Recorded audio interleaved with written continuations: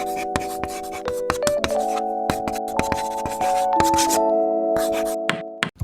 वालेकुम गाइस, आप लोग कैसे हैं? खैरियत से हैं? अल्हम्दुलिल्लाह we have started our A level biology lecture series and we have completed our 5 lectures, and today you are watching my 6th lecture, and we have ended our discussion on the aspect of thermoregulation. We completed the discussion of thermoregulation, that how our body maintains our temperature in winter season or in hypothermia or in hyperthermia. So we discussed this alhamdulillah already, and I hope कि यहाँ तक की जो discussions हमारी हुई हैं ये आपको समझ में आ गई होंगी. बट आप देख रहे हैं कि इस चैप्टर में अल्हम्दुलिल्लाह we are covering topics, and all the topics that we have covered up till now were quite easy and quite interesting as well. From now onwards जिन टॉपिक्स की तरफ हम जाएंगे, these topics are interesting but they are more conceptual. There are minor details which have to be understood by you. तो इसलिए आज से जो डिस्कशन हमारी बेटा स्टार्ट हो रही है, this discussion is more important and more typical and critical for you guys to learn in a proper way, so that आप लोग जो है अच्छे से चीज़ों को कर सकें.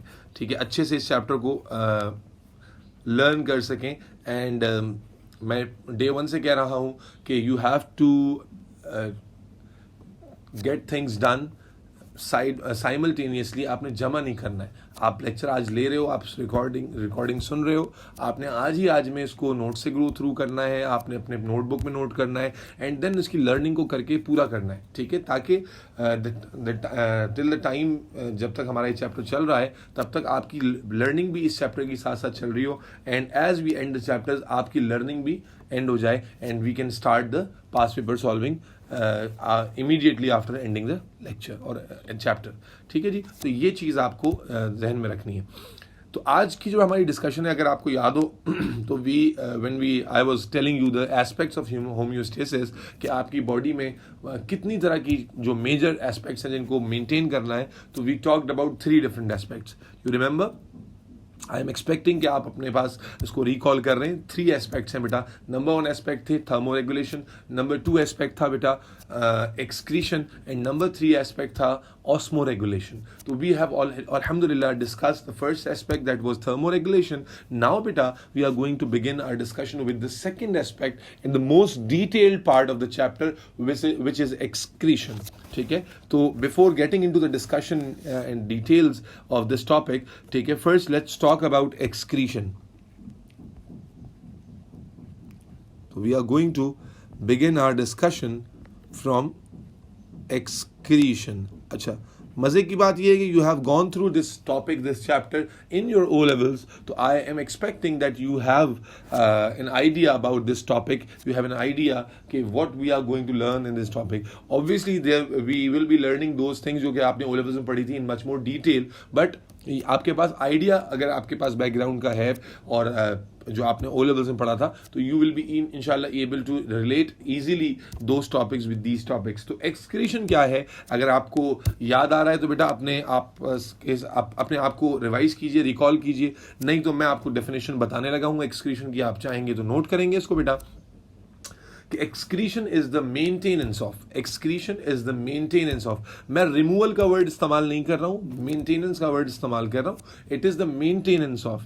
रिमूवल क्यों नहीं इस्तेमाल कर रहा हूं? Because when we go into the detail of the topic, तो आप देखेंगे कि एग्जैक्टली जो रिमूवल के लिए, यानी exactly it is not a complete removal वाला प्रोसेस. तो इसीलिए I am using the better word which is maintenance. तो मेंटेनेंस ऑफ वेस्ट. अच्छा, यहां पर हम अपनी डिस्कशन को एक्सक्रीशन के लिए रोकते हैं और वेस्ट की मैं बात करता हूं आपसे क्विकली. कि वेस्ट जब आप बोलते हैं तो बेटा वेस्ट जो है, जाहिर है कि वेस्ट का वर्ड बता रहा है कि दिस इज समथिंग जो कि आपके लिए नुकसानदेह है या आपके लिए एटलीस्ट फायदेमंद नहीं है, कोई बेनिफिशियल नहीं है, और आपकी बॉडी में प्रेजेंट है तो आप उसको बॉडी से बाहर निकालेंगे. तो वेस्ट हम उसे कह रहे होते हैं. आपकी बॉडी में 3 तरह का वेस्ट होता है. आपकी बॉडी में 3 तरह का वेस्ट होता है. एनिमल बॉडी में, प्लांट बॉडी के लिए जब हम बात करते हैं तो वहां पर हम वेस्ट को 2 हिस्सों में कैटेगराइज करते हैं, लेकिन एनिमल बॉडी के लिए जब हम बात करते हैं तो हम वेस्ट को 3 कैटेगरीज में कैटेगराइज करते हैं. नंबर 1 बेटा is digestive waste. Digestive waste, यानी इट इज द वेस्ट जो कि कहां से फॉर्म हो रहा है, जो आपने न्यूट्रिएंट्स लिए हैं, जो डाइजेशन का प्रोसेस हो रहा है, वहां जो अनडाइजेस्टेड पार्ट बच जाता है, ठीक है, डाइजेस्टिव वेस्ट है ये। डाइजेस्टिव वेस्ट यानी as a result of process of digestion जो रिमेनिंग अनडाइजेस्टेड पार्ट बच जाता है, we call that digestive waste. And second waste क्या है हमारे पास? Second waste is the metabolic waste. Metabolic waste का क्या मतलब है बेटा? It is the waste which is basically formed as a byproduct during different biochemical or metabolic reactions occurring in your cells. आपके cells में hundreds and hundreds of reactions are going on. We call those reactions metabolism, and we have discussed in O levels that metabolism is of two types: catabolism and anabolism. So whether it is catabolism or whether it is anabolism, during those reactions, some products are the target products or the main products जिसके लिए वो reaction हुआ है. But कुछ उसके साथ जो है वो क्या बनते हैं बेटा? बाय प्रोडक्ट्स बन रहे होते हैं, इजाफी प्रोडक्ट्स बन रहे होते हैं, and we are not able to retain those products, और अगर हम रिटेन करते हैं उनको तो कोई बेनिफिट नहीं होता या बाज़ दफ़ा नुकसान हो जाता है, तो we have to remove those products as well. तो we call those waste metabolic waste. अच्छा, मज़े की बात यह है कि मेटाबॉलिक जो वेस्ट है इसी में ही एक कैटेगरी है, लेकिन एनिमल में हम इसको अलग से हाईलाइट करते हैं, अलग से थर्ड काइंड ऑफ वेस्ट के तौर पर मेंशन करते हैं, and that waste is why we mention that as a third kind of waste, I will tell you also, I'll tell you that also inshallah. Metabolic waste and the third waste जिसको हम अलग से categorise कर रहे हैं, it is nitrogenous waste और nitrogenous waste, which means nitrogen containing compounds. Nitrogen containing compound जो कि एक्सेस में है, those compounds which are nitrogen containing and they are in excess, we call those compounds nitrogenous compounds, and we take those compounds as waste. क्यों ऐसा है वो भी मैं आपको एक्सप्लेन करता हूं अभी। तो आपको यहां तक की डिस्कशन में समझ में आ गया कि we have to deal with three kind of waste. अब जो डाइजेस्टिव वेस्ट है, we are going to completely remove it from our body, and the process is called egestion. The process is called egestion, whereas nitrogenous waste and the metabolic removal of nitrogenous waste and the metabolic waste is done through a process called, yes please, excretion.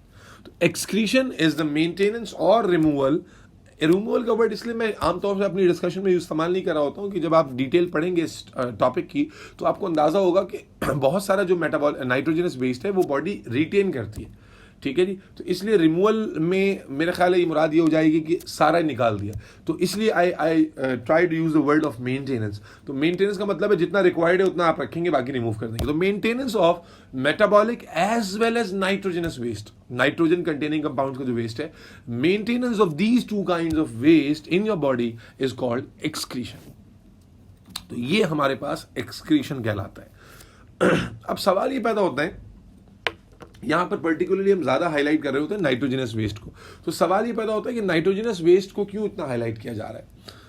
तो इसका बड़ा एक significant reason है, तो we have to discuss that also. देखिए, अगर आपने basic biology ओ levels में ध्यान से पढ़ी थी, कॉन्सेप्ट आपके पास था प्रोटीन का, कार्बोहाइड्रेट का, फैट का, या इवन के एएस लेवल बायोलॉजी के अंदर जब आपने बायोलॉजिकल मॉलिक्यूल्स पढ़े थे तो आपने ये पढ़ा हो अपनी रीडिंग में, या आपको टीचर ने पढ़ाया हो कि हम जो डाइट ले रहे हैं, जो भी डाइट हम लोग लेते हैं, उसमें एक ऑर्गेनिक पोर्शन है और एक इनऑर्गेनिक पोर्शन है। जो ऑर्गेनिक पोर्शन है उसमें आप either you are taking protein और यू आर टेकिंग कार्बोहाइड्रेट और यू आर टेकिंग फैट्स, ठीक है। अब इंटरेस्टिंग नेचर आप देखें, इंटरेस्टिंग फैक्ट क्या है कि अगर आप कार्बोहाइड्रेट ज्यादा लेते हैं, यानी the demand of the carbohydrate जो आपकी बॉडी की है उससे you are taking more carbohydrates, you are taking more carbohydrates than the requirement of your body, तो those excess carbohydrates will get stored by your body. For example, if you take extra glucose will be stored into glycogen. If you take excessive amounts of carbohydrates, so carbohydrates can be converted to fats and can be stored in adipose tissues. So it means, अभी discussion में इसमें detail में नहीं जाऊंगा क्योंकि लाजमी सी बात है ये हमारा टॉपिक नहीं। I am just giving you a broader image, ठीक है ना। तो कार्बोहाइड्रेट जो आप लेते हैं, अगर आप लिमिट में ले रहे हैं वेल एंड गुड है, अगर आप लिमिट से ज्यादा ले रहे हैं तो हम क्या देखते हैं कि वो कार्बोहाइड्रेट स्टोर हो जाता है either in form of glycogen और इन एडिपोज टिश्यूज, ठीक है, इन फॉर्म ऑफ फैट्स। इसी तरह जब आप फैट ज्यादा लेते हैं तो फैट ज्यादा लेने पर भी क्या होता है कि जो एक्सेसिव फैट होता है ये आपकी बॉडी में स्टोर होने लगता है, लिवर पे स्टोर हो जाता है, आपके जो वेसल्स होते हैं उस पर स्टोर हो जाता है, जिसकी में आपने पढ़ा है कि atherosclerosis, hardening of the vessels हो जाती है। तो the summary of my statement is कि जो कार्बोहाइड्रेट यानी डाइट में जो ऑर्गेनिक कंपोनेंट्स आप ले रहे हैं, कार्बोहाइड्रेट, फैट और प्रोटीन, उसमें जो कार्बोहाइड्रेट है एक्सेस में हो जाएगा, सॉरी, एक्सेस में हो जाएगा तो स्टोर हो जाएगा। इसी तरह से फैट है, अगर आप एक्सेस में ले रहे हैं, इनटेक कर रहे हैं, स्टोर हो जाएगा। But what about protein? आप जानते हैं प्रोटीन, आपने एएस बायोलॉजी में पढ़ा था कि protein is the building block of your body. It is building block of your body. Carbohydrate is essential, protein, fat is essential, but protein की importance अगर इन जनरल देखा जाए तो शायद सबसे ज्यादा है, बिकॉज बिल्डिंग ब्लॉक प्रोटीन है, हार्मोन्स में प्रोटीन होता है, एंजाइम्स प्योरली प्रोटीनियस ही होते हैं, मेनली प्रोटीनियस इन नेचर होते हैं। तो प्रोटीन जो है ना सिर्फ आपकी बॉडी को बना रहा है बल्कि हार्मोन और एंजाइम्स के बगैर जो है functionality will not be there. तो प्रोटीन सबसे ज्यादा vital role from my perspective play करते हैं आपकी बॉडी में। तो प्रोटीन का क्या हिसाब किताब है बेटा? when you start taking protein above the requirement of your body hasn't got any mechanism to store excess proteins. आपकी बॉडी में कभी सुना है कार्बोहाइड्रेट स्टोर हो रहा है, आप खा रहे हो, फैट स्टोर हो रहा है, खा रहे हो, आप स्टोर कर रहे हो, कभी सुना है कि प्रोटीन खा के स्टोर कर लिया? आप कभी भी नहीं सुनते। जब भी बॉडी आपको बिल्ड करनी होती है, आप कहते हैं you have to take more protein, आपको प्रोटीन अपने ज्यादा लेने होंगे, ठीक है। ऐसा क्यों नहीं है कि मैं अगर ज्यादा प्रोटीन ले लूँ तो ऑटोमेटिकली वो स्टोर हो जाए, मेरी बॉडी को जरूरत हो और तो वो इस्तेमाल हो जाए, ऐसा होता ही नहीं है, because we don't have any mechanism to store proteins. अब आप बोलेंगे यार ये तो अल्लाह ना करे नेचर की क्या इनजस्टिस है हमारे साथ, क्या ये नेचर ने हमारे साथ इनजस्टिस किया है? क्या ये नेचर ने हमारे साथ इनजस्टिस किया है कि भाई कार्बोहाइड्रेट को स्टोर करने का मैकेनिज्म दिया है जिससे हमें लेटर ऑन नुकसान भी होता है, फैट को स्टोर करने का मैकेनिज्म दिया है जिससे अगेन लेटर ऑन हमें नुकसान भी हो सकता है अगर एक्सेसिव फैट स्टोर हो जाए। लेकिन जो आपका अल्लाह आपका भला करे प्रोटीन है which is much more essential than carbohydrate and fat, उसको स्टोर करने का मैकेनिज्म ही नहीं दिया। तो इन जनरल जब हम ये बात करते हैं तो ऐसा एक स्टूडेंट के दिमाग में आता है कि शायद नेचर में जो है ना वो कोई फॉल्टी जो है ना स्टेप ले लिया नेचर ने। ऐसा बिल्कुल नहीं है, ऐसा बिल्कुल नहीं है बेटा। Nature has created us at our best, ठीक है, we are the bestest creation. तो जो चीजें हैं वही बेस्ट हैं, क्योंकि अगर वो नहीं होती और कुछ और होती जो हम अपनी अकल से समझते हैं तो वो हमारे लिए नुकसानदेह होती। अब मैं इसको थोड़ा सा एक्सप्लेन भी कर देता हूं बेटा। प्रोटीन क्यों स्टोर नहीं होता, ठीक है, उसका एक बहुत बेसिक सा रीजन है। प्रोटीन आप जानते हैं, एएस बायोलॉजी में आप पढ़ के आए हैं, protein is made up of amino acids. It means अगर प्रोटीन हमारी बॉडी में स्टोर हो रहा होता तो amino acids, in other words amino acids हमारी बॉडी में स्टोर हो रहे थे, और अमाइनो एसिड्स में अमाइन ग्रुप्स होते हैं। amino acids contain amine groups and these amine groups contain nitrogen. तो what happens is that when amine, देखो फैट कहाँ स्टोर हो सकता है? लिवर में। कार्बोहाइड्रेट कहाँ स्टोर हो सकता है? लिवर में। तो अगर मान लेते हैं let's suppose for a time being that proteins भी लिवर में स्टोर होते हैं, तो लिवर क्या करता है? अमाइनो एसिड्स को ब्रेक डाउन करता है। अब अमाइनो एसिड जब ब्रेक डाउन होते हैं सिंप्लीफाइड फॉर्म में स्टोर होने के लिए, तो चांसेस थे कि जो उनका जो अमाइन ग्रुप है या नाइट्रोजन कंटेंट है वो रिलीज हो जाता। और अभी मैं नॉर्मल फंक्शनैलिटी पढ़ाऊंगा, वो रिलीज होता है, ठीक है, वो हम पढ़ेंगे। लेकिन अगर हम बात कर रहे हैं एक्सेसिव प्रोटीन स्टोर हो रहा होता है, तो एक्सेसिव अमाउंट ऑफ जो है ना वो डी अमाइनेशन हो रही होती। डी अमाइनेशन से क्या मतलब है कि अमाइनो एसिड्स का जो अमाइन ग्रुप है वो डिटैच हो रहा होता। एंड वो जो अमाइन ग्रुप डिटैच होता बेटे वो amine group convert into ammonia. अभी हम आगे जाके इसी डिस्कशन में पढ़ेंगे कि डीअमाइनेशन किस तरह से होती है, अमोनिया कैसे बनता है। तो अभी मैं बता रहा हूं कि जस्ट इमेजिन कि एक्सेसिव प्रोटीन अगर आप इंटेक कर रहे होते तो उससे एक्सेसिव अमाइन ग्रुप बन रहा होता। एक्सेसिव अमाइन ग्रुप जब डीअमाइनेट होता तो अल्टीमेटली अमोनिया बनती, and ammonia gas is highly toxic for our body. As a medical professional, I know that liver encephalopathy जब होती है और अमोनिया की रिसाइकलिंग नहीं हो पाती, रिसाइकलिंग अमोनिया की फिक्सेशन नहीं हो पाती इन फॉर्म ऑफ यूरिया, तो the patient directly goes into the encephalopathy. It's a condition जिसमें ब्रेन जो है ना अपनी फंक्शनैलिटी लूज करने लग जाता है, ब्रेन जो है वो कंफ्यूजन का शिकार हो जाता है, altered level of consciousness, and after a certain period of time, certain stage, it is irreversible as well. यानी अगर मैं ज़्यादा डिटेल या डीप नहीं ले जाना चाह रहा आपको, लेकिन जस्ट इमेजिन कि अमोनिया के लेवल्स, अगर एक्सेसिव प्रोटीन आप स्टोर करते और उसमें डीअमाइनेशन जैसे अभी हो रही है वैसे हो रही होती और एक्सेसिव अमोनिया बन रहा होता, तो इस एक्सेसिव अमोनिया को रिमूव करना विल बी डिफिकल्ट। कितना डिफिकल्ट है ये भी आपको बताता हूं मैं। फिर अगर वो रिमूव नहीं हो रही होती तो ये आपकी बॉडी में, अमोनिया एज अ बेस, तो आपकी बॉडी का पीएच जो है वो राइज करती, पीएच बढ़ाती, ब्लड की पीएच बढ़ती, अल्टीमेटली तमाम एंजाइम्स जो कि पीएच सेंसिटिव होते हैं वो अपना काम करना छोड़ देते हैं। फिर ब्रेन को बड़ा डैमेज है, मैंने बताया encephalopathy. I should write it here ना, this is a new term for you. आप जाहिर है कि एक मेडिकल प्रोफेशनल से पढ़ रहे हैं तो you should know all these things. मजा आता है, इंटरेस्ट पैदा होता है ऐसे। इनकेफेलोपैथी,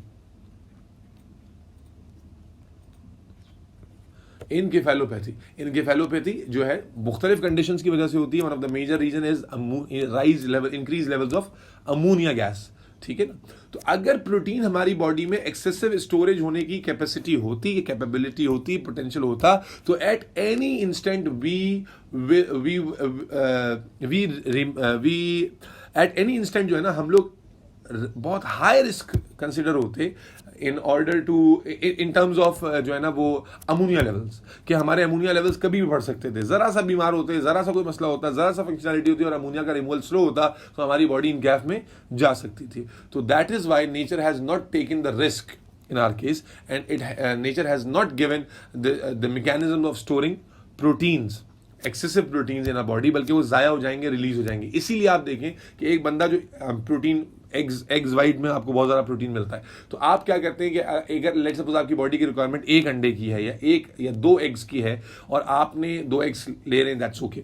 लेकिन सडनली आपने कहा यार मैं जो है 10 एग्स पर डे लेना शुरू कर देता हूँ, you have started taking 10 eggs, तो आपका क्या होगा, एक दिन या 2 दिन में ही आपकी जो डाइजेस्टिव मैकेनिज्म है ये खराब हो जाएंगे, ठीक है। You will be having either vomits और you will be having diarrhoea, ठीक है, because you will not be able to digest that high content of protein, ठीक है। अब आप कहेंगे यार बहुत सारे लोग हमने देखे हैं जो 10-10 20-20 अंडे खाते हैं, तो बेटा होता ये है कि वो डायरेक्टली नहीं खाते। First they increase the demand of your body, of their body, demand of their body, जो डिमांड है प्रोटीन की वो अपनी बॉडी के लिए इंक्रीज करते हैं, and when demand get increase then they fulfil that demand by increasing the protein portion in their diet. तो without increasing the demand of protein, अगर आप जो है ना वो प्रोटीन डाइट में बढ़ा लेंगे तो वो आप डाइजेस्ट नहीं कर पाएंगे। अगर मेरी बात पे भरोसा नहीं तो करके देख लें, फिर नहीं कहना डायरिया हो गया।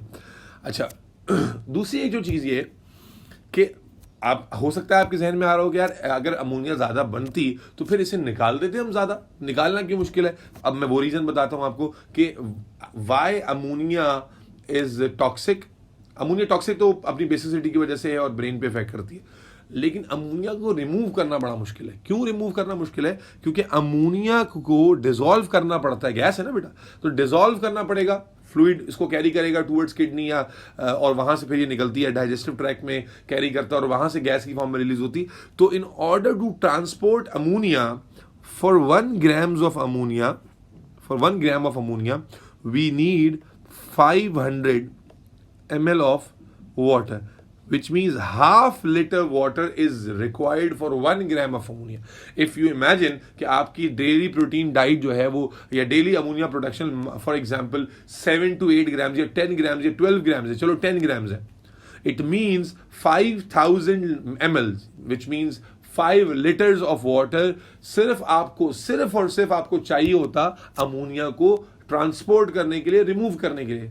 अब आप कहें 5 लीटर तो कोई चीज नहीं है, जस्ट इमेजिन कि 5 लीटर पानी आप पीते सिर्फ अमोनिया रिमूव करने के लिए, तो फिर सिर्फ हमारी जिंदगी में 24 घंटे में यही रह जाता, पानी पियो वॉशरूम जाओ, पानी पियो वॉशरूम जाओ, पानी पियो वॉशरूम जाओ, क्योंकि 5 लीटर जब आप पानी पीते तो किडनी पे लोड नहीं आता है जी, और फिर अल्टीमेटली आपको बहुत ज्यादा यूरिन आउटपुट, तो सारी जिंदगी बस पानी पीने और बाथरूम जाने में गुजर जाती, जिंदगी में और कुछ नहीं कर पाते। बल्कि फिर मैं इस तरह बैठ के लेक्चर नहीं दे रहा होता और आप इस तरह बैठ के सुकून से लेक्चर सुन नहीं रहे होते, ठीक है, बल्कि वॉशरूम आना जाना ही कर रहे होते। समझ में आई बात?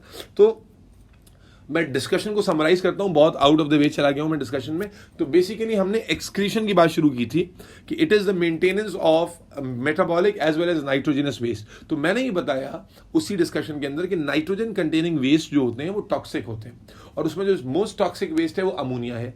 और चूंकि इसकी टॉक्सिसिटी बहुत ज्यादा है तो नेचर को ये मालूम है कि अमोनिया हमारी बॉडी के लिए कितना टॉक्सिक हो सकता है, तो नेचर ने हमें प्रोटीन को स्टोर करने का मैकेनिज्म ही नहीं दिया, ताकि ये चांसेस बहुत रिड्यूस हो जाएं कि अमोनिया लेवल्स हमारे बॉडी में बढ़े। समझ में आ रही? उसके in spite of this whole process अगर अमोनिया लेवल्स बढ़ना शुरू होते हैं तो फिर उनके डेफिनेट रीजंस होते हैं। एंड इंशाल्लाह ताला इन दिस सेक्शन जब मैं लिवर पढ़ाऊंगा आपको तो वो भी थोड़ा सा हाईलाइट करूंगा कि क्या रीजंस हो सकते हैं, बल्कि आप खुद रिलेट कर पाएंगे कि what could be those reason जिसकी वजह से जो है अमोनिया लेवल्स स्टिल आपकी बॉडी में बढ़ सकते हैं। ठीक है, यहां तक उम्मीद है कि आपको बात समझ में आ गई होगी। यहां तक चीजों को बेटा प्लीज अपने पास नोट कीजिएगा कि एक्सक्रीशन क्या है, वेस्ट कितने तरह का होता है, और अमोनिया क्यों एक टॉक्सिक वेस्ट है। ये तीन चीजें अपने पास नोट कीजिए। ठीक है, 2 मिनट के बाद हम यहां से आगे मूव।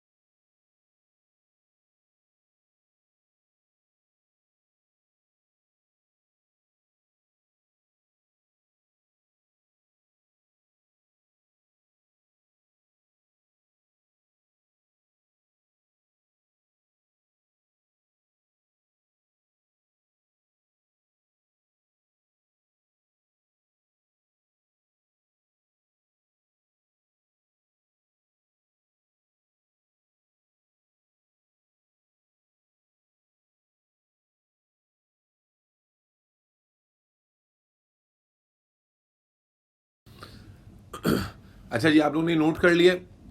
अब यहां से बेटा आगे चलते हैं। Let's talk about excretion now in detail. अब we have already discussed that excretion is the maintenance of metabolic as well as the nitrogenous waste. So first we have to discuss कि what kinds of metabolic and nitrogenous waste majorly we have in our body. देखिए, वैसे तो बहुत लंबी list हो जाएगी, लेकिन we have to look for the major waste जिनको हमें बॉडी से रिमूव करना है, जिनको हमने मेंटेन करना है, उनकी जो कॉन्सेंट्रेशन है उनको कंट्रोल रखना है, रेंज में रखना है, बढ़ने नहीं देना। एक्सेस होगा तो we have to remove that excess. ठीक है जी, तो let's talk about those waste. सबसे पहले first waste which is metabolic waste is a gaseous waste which is carbon dioxide. It is a metabolic waste क्योंकि it is formed during metabolic reaction, oxidation of glucose की reaction में we get this carbon dioxide. तो it is a metabolic waste. Second, ammonia. Ammonia अभी हमने discuss किया है कि ammonia is highly toxic and that is why we do not store excessive proteins, but still ammonia is produce in our body in sufficient quantities and that ammonia has to be removed and इंशाल्लाह ताला अभी थोड़ी देर में हम आपको बताएंगे कि किस तरह से वो अमोनिया आपकी बॉडी से रिमूव होती है. Then the third waste is urea. It is one of the major waste, metabolic waste of your body. Then we have creatinine. ठीक है, इंशाल्लाह in chapter 4 you will learn कि क्रेटिनिन कहाँ से आता है आपकी बॉडी में. ठीक है, this is again a metabolic waste, one of the major variety of metabolic waste. Then we have uric acid. नाम सुना है आपने? गर्मियों जब बकरीद में गोश्त बहुत ज़्यादा खाते हैं तो यूरिक एसिड बहुत ज़्यादा बढ़ जाता है. Then we also have different ions. ठीक है, आयंस जिसको आप रिमूव कर रहे होते हैं स्वेट की फॉर्म में. And we have water, excessive water. This is also the metabolic waste of for our body. ठीक है, तो दीज आर, हो सकता है एक आग मुझसे मिस हो गया हो, नोट्स में आप कवर कर लीजिएगा, लेकिन these are the major waste जिससे हम डील कर रहे होते हैं अपनी बॉडी में. जस्ट क्विकली लुक देख लेते हैं कि इनको कैसे रिमूव कर रहे हैं, कौन से स्ट्रक्चर्स में पार्टिसिपेट करते हैं. तो yes, carbon dioxide is purely remove by yes lung. Very good. Ammonia का जो डीलिंग है इट इज डन बाय और परफॉर्म बाय लिवर. ठीक है, तो liver has got this excretory function.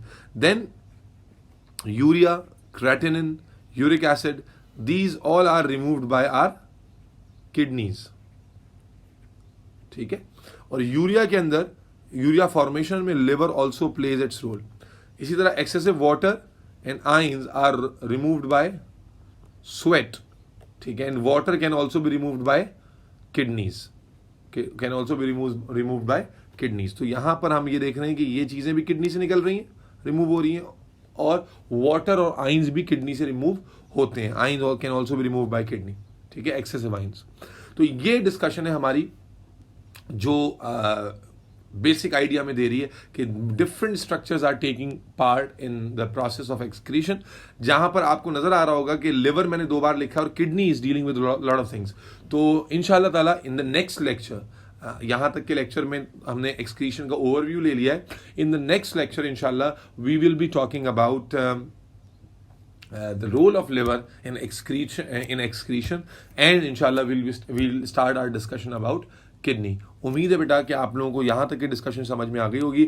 आज के लेक्चर में हमने बेसिकली जो डिस्कस किया वो एक्सक्रीशन को डिस्कस किया, वेस्ट को डिस्कस किया, टाइप्स ऑफ वेस्ट को डिस्कस किया.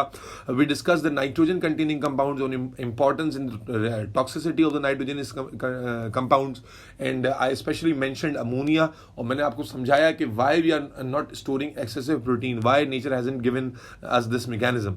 ठीक है, we have talked about something called encephalopathy. 1 gram of ammonia needs to be removed and it requires 500 ml of water. There are multiple kinds of waste, metabolic and nitrogenous waste in our body, and some of the major waste are written here and you can see them in your screen, on your screen. And कौन से structure इनको remove कर रहे हैं? Carbon dioxide can be removed by lungs, and ammonia is जो removed by liver, और urea की formation में liver has to play its role, लेकिन इसका जो रिमूवल है that is by kidney. Creatinine, uric acid also removed by kidney, and ions in water can be removed by in form of sweat और from sweat glands, और they can also be removed by kidney.